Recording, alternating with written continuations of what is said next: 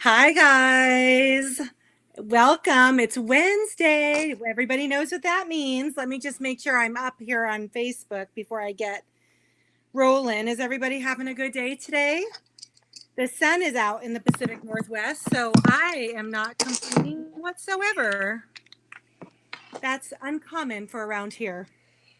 Let's see, where am I? Facebook. Um, where am I? There I am. Okay, good. All right. If you're out there, say hi so I know you're watching. So, Wednesday is one of my favorite days of the week because I get to join with another female entrepreneur, another lady boss babe. Oh, wait, I have a slide. Let me do my slide because I just think that's so cool. It's Boss Babe Shop Talk time. Yay! All right. So today I have a very special guest on. She is also here in the Pacific Northwest. Her name is Blair, and she is with Wisecraft Handmade. I was getting it flipped earlier this week, and I'm not doing that again. And we're going to welcome her here. Hold on, let me get her up. Should have had this ready to go. Darlene. Split screen. There, nope. Sorry, guys. Technology challenged. There I am. Okay, here she is. Everybody, welcome. Blair. How are you doing today, Miss Blair? I'm good. Sunshine too.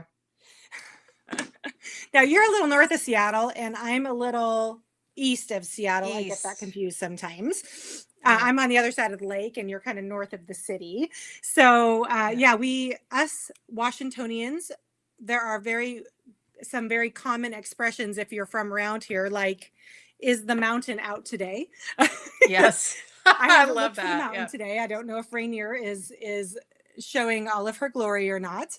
I've been in here because the quilt avalanche has started from the pandemic, and my very few long arm customers. I have very few long arm customers, but they've all been sewing up a storm. So I got 6 quilts in this week, just in the last couple days, and I know there is more to come. Blair, what Wow. have you been doing with your time? You know, I've been doing a lot of planning. I've been doing a lot of sewing. Some days I wake up and I am so inspired. I get really excited. And as I was telling some people online the other day, some days I wake up, I shower, I eat my breakfast, and I go right back to bed because there's just nothing to do. And I don't feel like doing anything. I hear ya. I hear ya. Well, why don't you ever give everybody just a really short introduction to who you are and what you do in your home studio there. I'll give you some more time at the end to be a little bit more in depth, but I thought just so everybody's kind of, if they're unfamiliar with you, I'd like them to get to know you a little bit better. So why don't you just let us, hear from you and what you like to do and how you make your money in this wonderful quilting world. Sure. So my brand is Wisecraft Handmade, and I started doing what I do really as just a blogger back in 2000. Okay.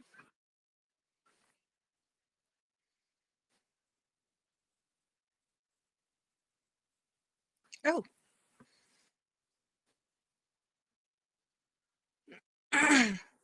Had my kids, sort of left that whole thing behind, but was looking for a creative outlet. So that's sort of how the blog started.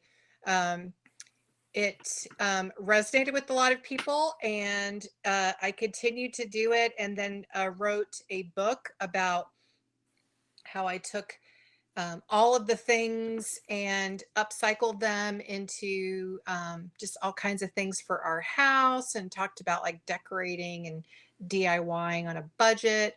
Uh, and then as my kids got older, I sort of refocused into kind of narrowed my focus into quilt making, which I really love. I guess it's, the background in textiles and things, it still resonates with me. So I started my business in 2015, 2015. Yeah. Okay. And I do, I started with patterns. I wrote a quilt book that is sort of designed to encourage people to use special collections of fabrics that they've saved.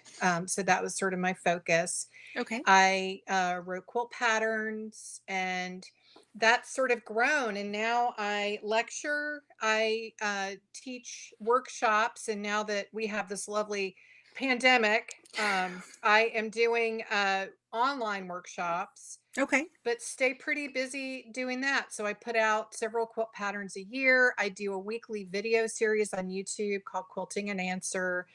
Um, Very cool. and yeah, that's pretty much what I do. Well, you and we run in similar circles. I think it's safe to say. And we were in a room together last year. You had come out to do a speaking engagement at a guild I was visiting, and you had showed up with some of your beautiful samples, and I was really impressed with, you had created a ruler that helped you distinguish the color gradations in a quilt to come up with the secondary patterns. And as an artist and a designer myself, I was, really intrigued by your process. And so the reason why you're here, though, so I started following you back then because I was like, okay, this chick, we can run together. I like her. And then on my Facebook feed, every time I see a featherweight in the wild, it obviously catches my eye. And you posted the most beautiful picture of this Tiffany blue featherweight. And I was like, oh, I now we have her right really have here. to be friends. I have her. She's so pretty.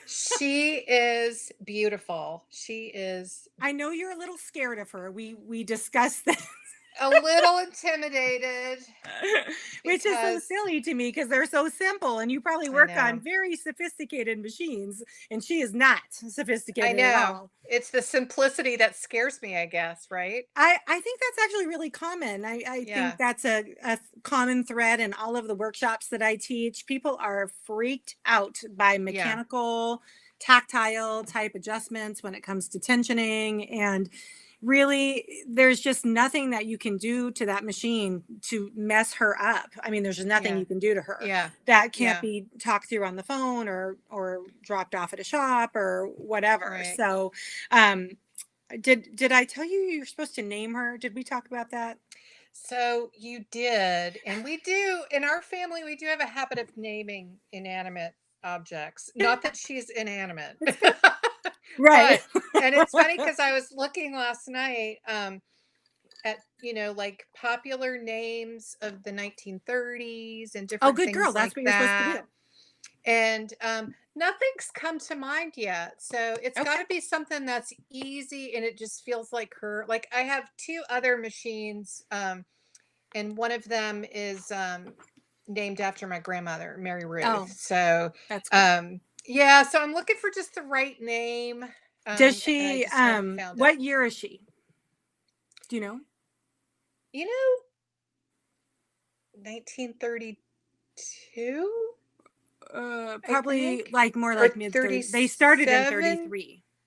Okay, so maybe it's 1937 that That I'm would make more thinking. sense because she doesn't have Yeah, the school bell in front of her, which would be like a she does 33, not have the school 34. bell. Yeah. Okay. Yeah. So what I do with mine, and I just want to throw it out there that Darlene is an awesome name. I've had several clients name their machines after me. Thought I threw that out there as a suggestion, but It is a good name. Yeah, one it of my is. other lives, I had a tan featherweight come into my collection. They're very rare, and I let my gals name her. We did a contest, so her name is Charlotte. It was a Instagram follower that's made this suggestion, and there are so many. I landed up just having to throw them in a hat.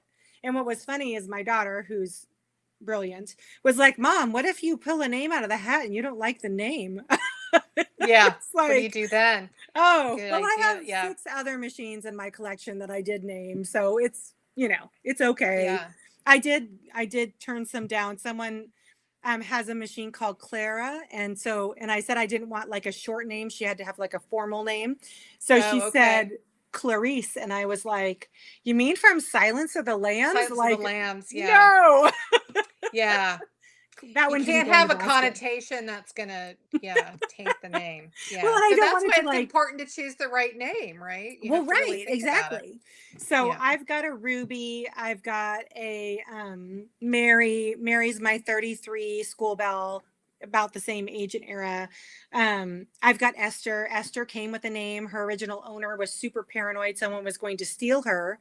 And so she etched her name in all of the bits, pieces, body, pedal, case, Esther J. McCombs. So one of my machines came with a name, which I always think is kind of fun. Are you still there, Claire? Or Blair? You're like frozen up. Is she moving for you guys? Retro. Oh, she popped off. Oh, maybe she's still on. Hold on.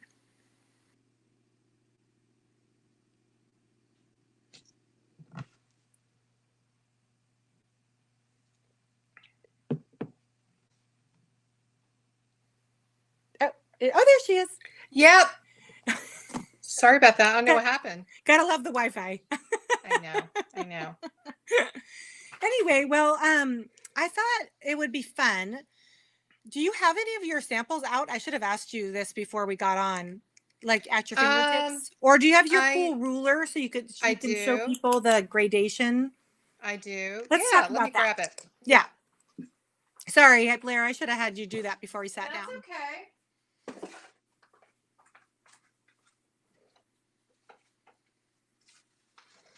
Oh, while you're grabbing that, one of my friends, Sue Marshall, suggested that since she is Tiffany Blue, you should call her Audrey after Audrey Hepburn. Oh, that's a good one, actually. That's a good name. Yeah, that's a really good one. Yeah. Ooh. Now that was just like, why did they think of that? my girls, they're sharp. I'm telling I you. know. I know. Well, it's funny because I have to tell a little backstory about the featherweight because I wasn't really a featherweight fan. Like I just didn't see um a real need for one. And also, I wasn't one of those lucky people. It seemed like all my friends that had featherweights, whenever I would ask them, like, where'd you get it? They would, they were the ones that found the ones that worked perfectly at Goodwill for $30. And I Right. never was that lucky. That never happens anymore, but yeah. Yeah. So I was at a workshop. I was teaching a workshop in Florida in February before all of this stuff like kept us at home.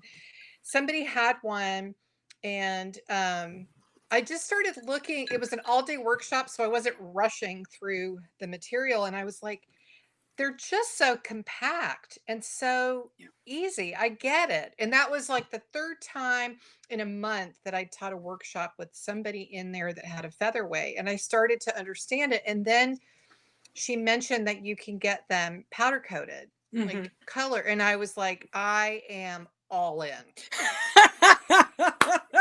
For some reason, that was what got me. I was like, I am all in. As soon as Where you do found I out you could order? have your favorite color, you wanted it. Yes, yes. And I almost got a yellow one. I almost got a gray one. But I just Gray? kept We coming live in back to this. Seattle. I know it was like a really pretty, like light gray. And I That's was like, funny. gosh, that could be pretty too. But I kept going back to the blue. So well, we yeah. used to paint machines. I think I may have told you. And when we have them all out, we used to have, I had color collections. We had so many of them. My husband and I were painting Oh, wow. so much. And we had the lights and the brights. So the lights were kind of the mid-century modern, colors, and then the brights. But when we had them all out on a table, the one I could not take my eyes off of was the turquoise one. Like that Really? brilliant blue, which is weird because I'm a Yeah. green person. Like, Yeah. I'm surprised my eyes weren't drawn to the frog metallic Yeah. green machine. Yeah. But it's striking.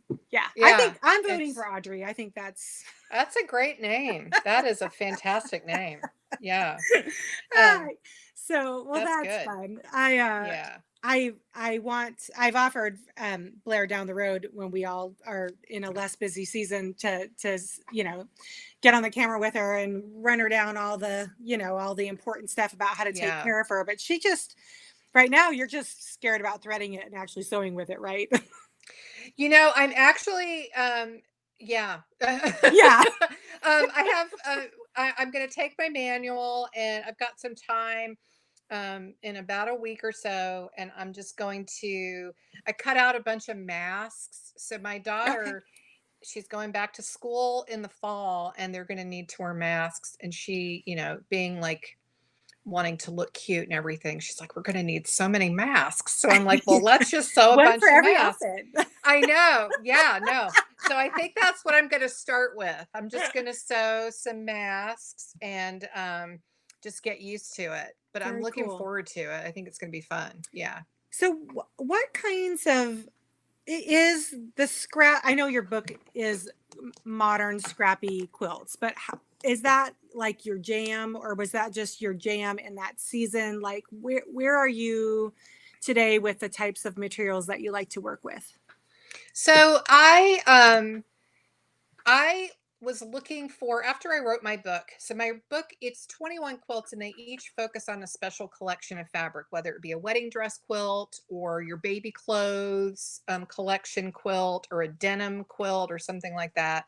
Um, and it's called Wisecraft quilts. So those all focused on that. And so after I finished that book and I wanted to make other quilts, I felt like um, I felt like quilts the quilts that I feel have the most soul to me are the ones that are scrappy. I find that it's interesting to use what you have versus Right, going out and maybe buying a full set of fat quarters from one collection. I mean, there's certainly quilts for that as well, but right. I was challenging myself to use what I had and get inspired by my stash. I mean, we all have more fabric than we are ever going to use. And We were um, prepared essential workers for this yeah, pandemic. I know. It's true. It's true. And so I come from a family of artists. So Okay. my daughter is currently working on a grant, an art grant. She's in the garage sawing up mannequins from a store That here in is Seattle, awesome. and yeah, it's pretty major. And my husband's a painter. He's also a designer. He designs retail spaces. My uh, his sister, who is a really close friend of mine, she's a printmaker. My father-in-law is a printmaker. I'm surrounded by interesting people who bring to me another point of view on my quilts, which is really interesting. And so Yeah. my sister-in-law said, I was trying to discern, like, what if I played with like dark and light color value of all of my scraps? And she's like, so have you ever heard of ruby lith film?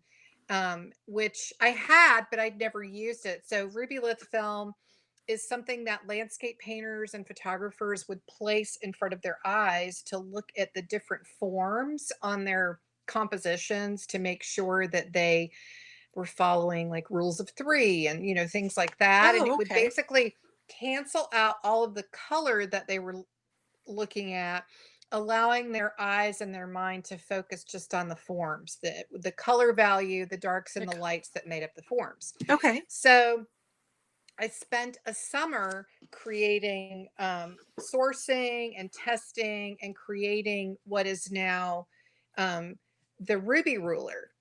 Very cool. So the ruby ruler was introduced in 2017, and it's a 5 by 5 inch cutting ruler, so you can cut and square up your half square triangles and other units, but you can also hold it in front of your eyes as you're looking at your quilt composition and see darks and lights. So sometimes people would come to me and they'd say, I feel like my quilt's so flat. I feel like the colors are flat. It Like I doesn't wish have I any could. movement. Yeah. Yeah. And so using this can help you sort of add different variations of darks and lights. Yeah. And then, so once I got that, then I started developing workshops and classes and patterns and things like that to sort of help people understand what I was talking about, because it's not an easy thing to teach.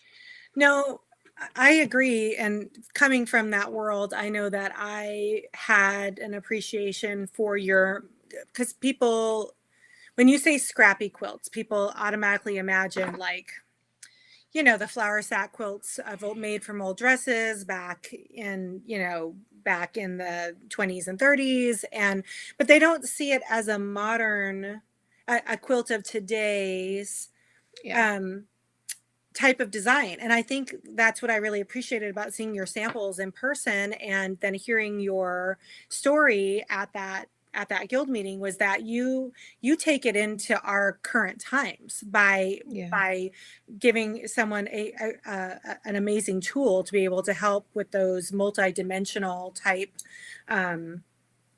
pattern. So, I mean, I appreciated, I go to quilt shows and things that I love quilts that I see one thing when I look at it one way and then come at it from a different angle and see the secondary pattern over the top, whether it's through the quilting, whether it's through the colored gradation.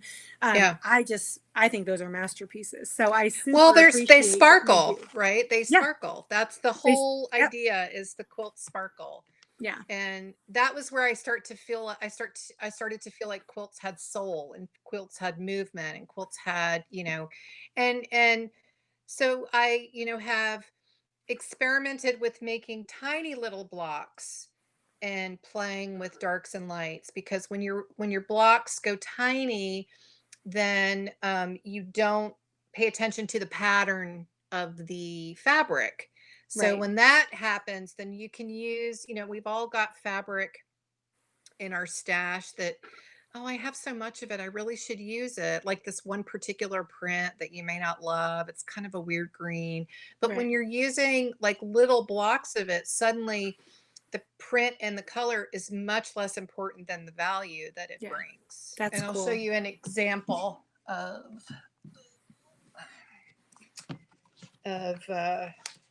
what I mean. In my book, I did one quilt that was 2-inch squares, and I used like all my least favorite fabrics.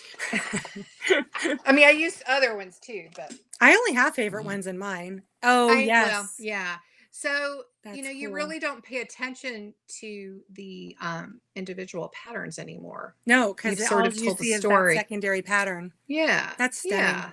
Very cool. Thank you. That one's a favorite of mine. Yeah. Well, we just have a few more minutes here before we have to jump over to Instagram. Okay. But why don't you tell us where we can find you online and what types of workshops you have coming up, in case anyone watching wants to join.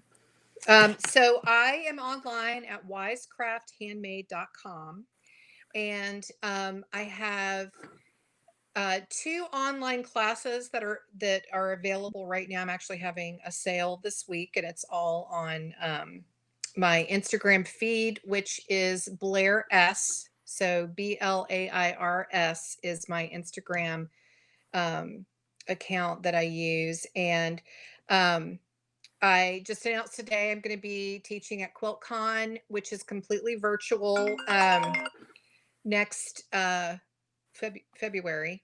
Yeah. So the catalog just came out today. So That's that awesome. is, yeah. So, and I am introducing I'll show you one sample that I have. Hang on one sec. Okay.